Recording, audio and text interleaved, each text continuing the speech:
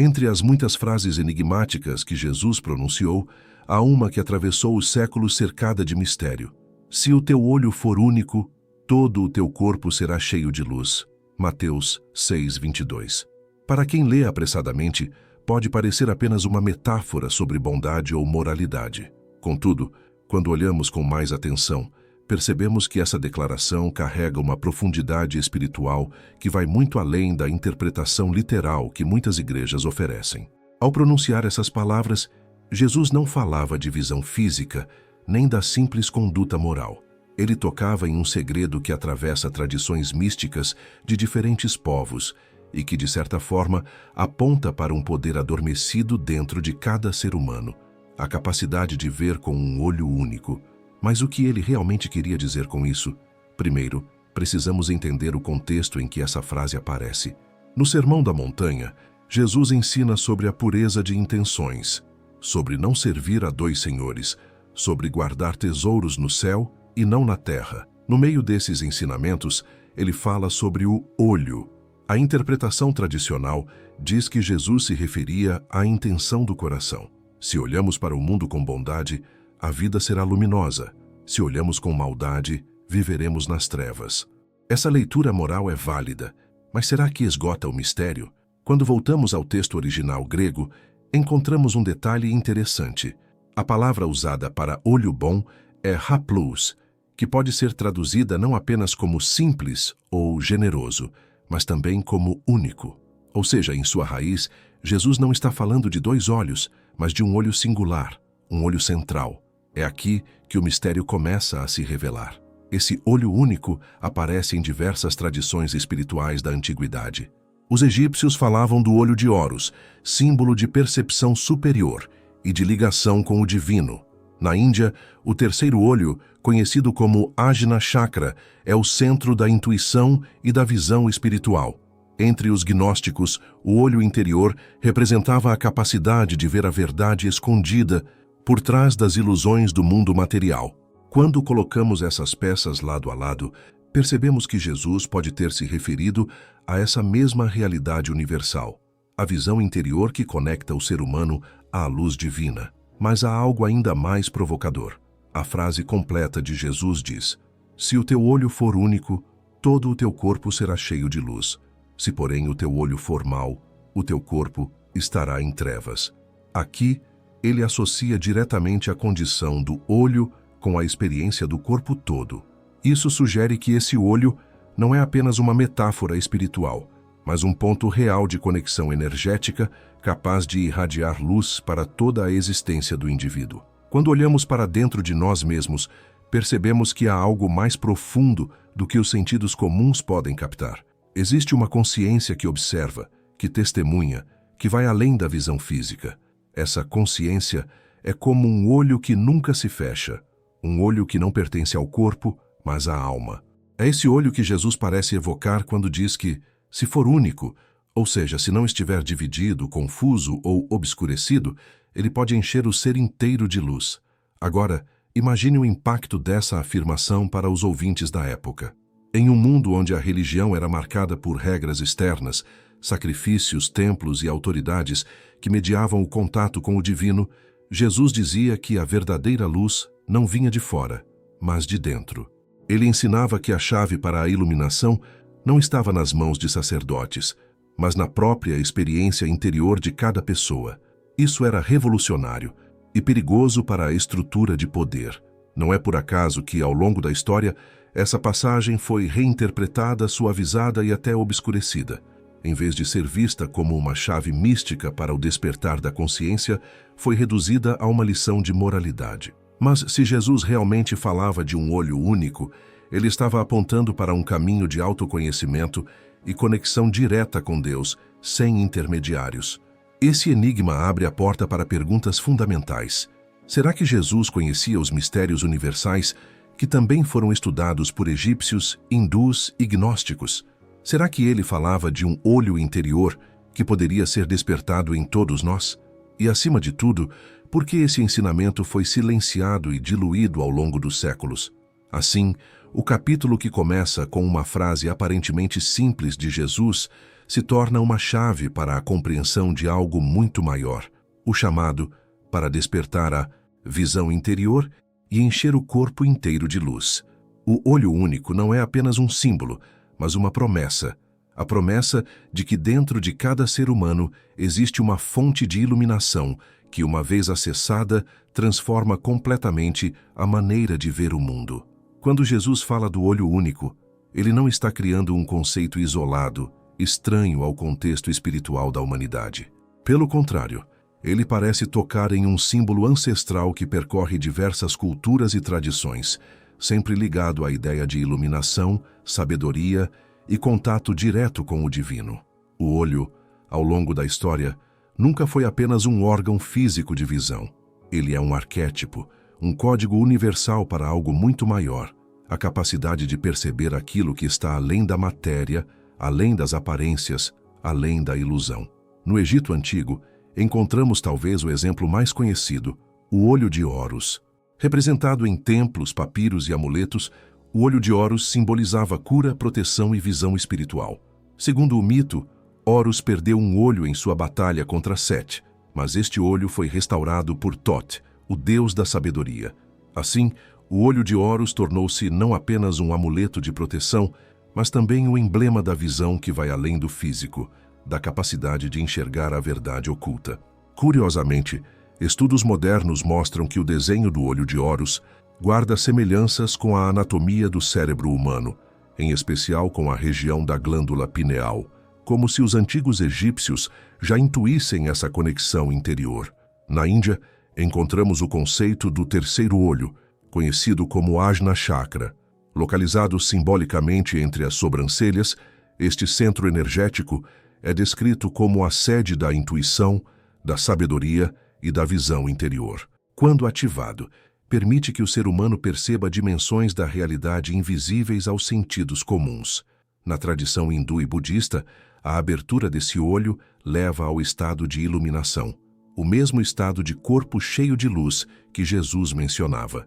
É impressionante perceber como, mesmo em regiões distantes do Oriente Médio, o símbolo do olho interior carrega um sentido semelhante: despertar para a verdade e libertar-se da ignorância. Entre os povos mesopotâmicos, também encontramos referências ao olho como símbolo divino. O deus supremo dos sumérios, Enlil, era chamado de o grande olho que tudo vê. Essa ideia de um olhar divino não era apenas um símbolo de vigilância, mas também da percepção universal, da consciência que penetra todas as coisas. Na tradição gnóstica, que floresceu nos primeiros séculos do cristianismo, o olho era compreendido como metáfora da centelha divina dentro do ser humano. Para os gnósticos, despertar esse olho significava romper com a cegueira imposta pelo mundo material e pelas ilusões criadas pelos poderes deste mundo. Eles afirmavam que todo homem e toda mulher possuem dentro de si um ponto de conexão com a luz superior, mas que este ponto está adormecido, obscurecido pelo esquecimento. O simbolismo do olho também se manifesta na cultura judaica antiga. No Antigo Testamento, há diversas menções ao olho de Deus, que tudo vê e tudo conhece.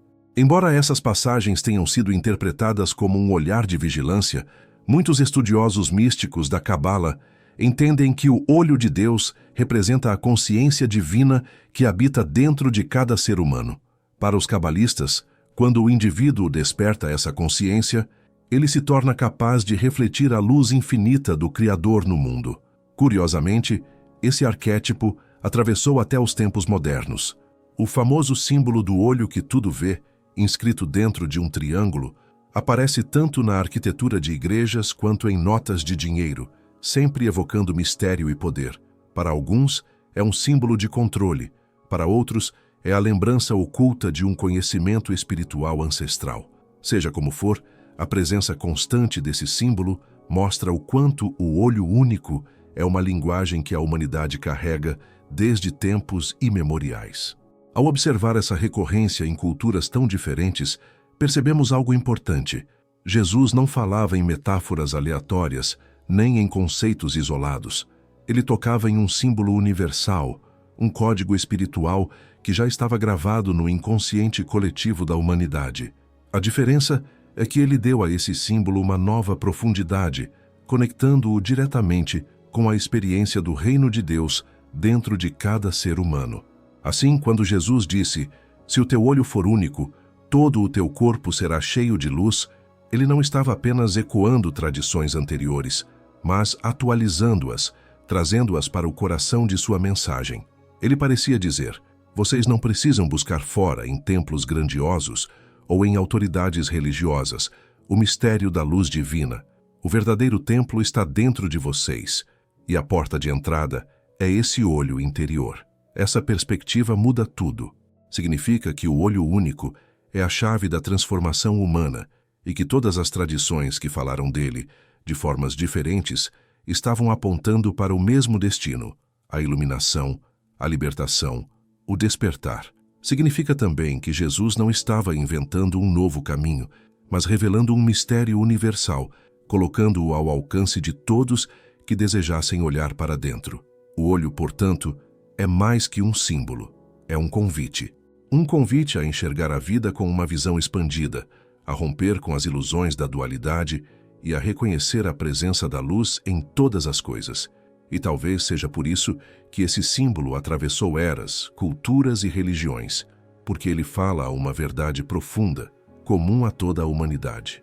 Quando ouvimos Jesus falar sobre o olho único que enche o corpo de luz, é inevitável pensar em algo além da visão física. Muitos estudiosos, filósofos e místicos ao longo da história sugeriram que esse olho seria uma referência a um ponto muito especial no nosso cérebro, a glândula pineal. A pineal é uma pequena estrutura em forma de pinha, localizada no centro do cérebro, exatamente na linha entre os dois hemisférios. Apesar de seu tamanho reduzido, não muito maior que um grão de arroz, ela tem fascinado médicos, filósofos e espiritualistas por séculos. Na biologia moderna, a ciência reconhece que a pineal regula o sono através da produção de melatonina, além de influenciar ciclos hormonais e o equilíbrio do corpo. Mas, desde a antiguidade, ela foi vista como muito mais do que isso, um portal para o invisível, uma antena espiritual. O filósofo francês René Descartes, no século XVII, chamou a glândula pineal de a sede da alma. Ele acreditava que era ali que a mente e o corpo se conectavam, e que através desse ponto, o ser humano tinha acesso a dimensões mais sutis da existência. Mesmo sem as ferramentas modernas da neurociência, Descartes captou algo que muitos já intuíram. A pineal tem um papel misterioso e profundo na consciência. E o que é ainda mais intrigante, diversas tradições espirituais antigas parecem ter tido conhecimento, de forma simbólica, dessa mesma região do cérebro. O olho de Horus, no Egito, como já mencionamos, quando comparado em diagramas com a anatomia do cérebro humano, mostra uma semelhança impressionante com a glândula pineal e suas conexões nervosas. É como se os sacerdotes egípcios, através da intuição ou de práticas espirituais avançadas, tivessem identificado esse olho interno como a chave do despertar. Na tradição hindu, o terceiro olho, o chakra Ajna, localizado entre as sobrancelhas, também é associado à percepção espiritual, à intuição e à iluminação. Mas, curiosamente, dentro da fisiologia sutil descrita no yoga, esse centro energético se conecta com a pineal. Quando ativado, permite que o praticante veja além das ilusões e perceba a realidade espiritual diretamente. Se unirmos essas tradições à frase de Jesus, começamos a perceber um padrão. O olho único não seria apenas uma metáfora sobre intenções ou moralidade, mas um chamado direto para o despertar da consciência através da ativação dessa glândula mística.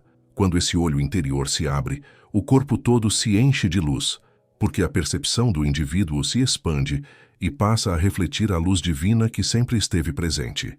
A ciência contemporânea, mesmo que com cautela, também tem se aproximado desse mistério. Alguns estudos sugerem que a pineal pode produzir substâncias neuroquímicas ainda pouco compreendidas, como a DMT, dimetiltriptamina, conhecida popularmente como a molécula do espírito. Essa substância está ligada a estados alterados de consciência, experiências místicas e até visões transcendentes. Embora o tema ainda seja controverso, Há uma crescente curiosidade científica sobre como a pineal pode estar relacionada a estados espirituais de percepção ampliada. Além disso, há algo fascinante na própria estrutura da glândula pineal. Ela possui células muito semelhantes às da retina, chamadas fotorreceptoras. Em outras palavras, é como se a pineal fosse um olho interno, capaz de captar luz de maneira sutil, mesmo que não de forma física. Isso ressoa profundamente com as palavras de Jesus, um olho único, que quando desperto, ilumina o corpo inteiro. Mas por que esse conhecimento teria sido ocultado ou minimizado pelas instituições religiosas ao longo da história? A resposta pode estar na ameaça que esse tipo de sabedoria representa. Se cada ser humano possui dentro de si uma antena natural para se conectar diretamente com o divino, isso significa que não há necessidade de intermediários, sacerdotes, templos ou autoridades religiosas. Esse despertar tornaria o indivíduo livre, consciente e autossuficiente em sua busca espiritual. É exatamente isso que as estruturas de poder não queriam que fosse amplamente conhecido. Despertar a glândula pineal não é apenas um fenômeno biológico, mas um processo espiritual. Ele envolve práticas de purificação mental e emocional, meditação, silêncio interior e até mesmo cuidados com o corpo físico, já que poluentes, má alimentação e estresse constante podem calcificar a pineal, impedindo seu pleno funcionamento. Isso explica por que tantas tradições antigas associavam o despertar espiritual à disciplina, à pureza e ao autoconhecimento. Quando Jesus dizia que o corpo seria cheio de luz, ele não estava se referindo a uma metáfora distante. Ele apontava para a experiência real da iluminação, onde a consciência desperta e a vida passa a ser vivida em unidade com o divino. Essa luz não vem de fora, não é imposta por dogmas ou instituições. Ela nasce de dentro, a partir do momento em que o olho único se abre e revela a verdade que sempre esteve ali. Assim, o olho único e a glândula pineal não são apenas curiosidades espirituais ou biológicas. Eles são a ponte entre ciência e misticismo, entre corpo e alma, entre homem e Deus. O segredo que Jesus deixou e que tantas tradições também preservaram é que todos nós carregamos dentro de nós a chave da iluminação. A questão é, estamos dispostos a olhar para dentro e ativar esse olho?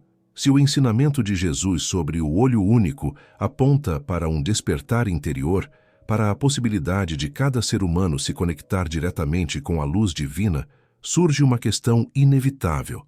Por que esse conhecimento não foi amplamente ensinado e preservado pelas instituições religiosas? Por que, ao longo dos séculos, esse ensinamento foi diluído, reinterpretado de forma moralista ou até silenciado? A resposta pode ser encontrada na própria natureza do poder religioso. Desde os primeiros séculos do cristianismo, a mensagem de Jesus foi sendo gradualmente institucionalizada. O que antes era um movimento vivo, cheio de diversidade de interpretações, acabou sendo centralizado em estruturas rígidas, com dogmas bem definidos. A Igreja não buscava apenas transmitir fé, mas também manter autoridade, disciplina e controle sobre os fiéis. Um ensinamento que afirmasse que o reino de Deus está dentro de cada um, que o olho único pode iluminar o corpo inteiro sem necessidade de rituais externos, templos grandiosos ou intermediários humanos, era profundamente perigoso para essa estrutura. Afinal, se cada pessoa pudesse acessar a presença divina diretamente, qual seria o papel da instituição? Que poder restaria aos sacerdotes e líderes religiosos? Não é coincidência que, justamente nesse período de consolidação da Igreja, muitos textos considerados gnósticos foram perseguidos e suprimidos. Esses textos falavam constantemente do despertar interior, da luz que habita o ser humano e da possibilidade de união direta com o divino. O Evangelho de Tomé, por exemplo, traz uma frase atribuída a Jesus que ecoa exatamente essa visão. O reino está dentro de vós e fora de vós. Quando vos conhecerdes, sereis conhecidos e sabereis que sois filhos do Pai vivo. Essa mensagem dá poder ao indivíduo e não à instituição, razão pela qual foi considerada herética e excluída da Bíblia oficial. O que aconteceu então foi uma espécie de apagamento seletivo. Não se tratou de negar completamente esses ensinamentos, mas de reinterpretá-los de forma a encaixá-los na lógica institucional. O olho único deixou de ser visto como uma referência ao despertar espiritual e à iluminação da consciência, e passou a ser lido apenas como uma metáfora para a moralidade. Ver o mundo com bondade, manter intenções puras. Embora essa interpretação não esteja errada, ela é apenas a superfície, um véu colocado sobre o verdadeiro sentido oculto.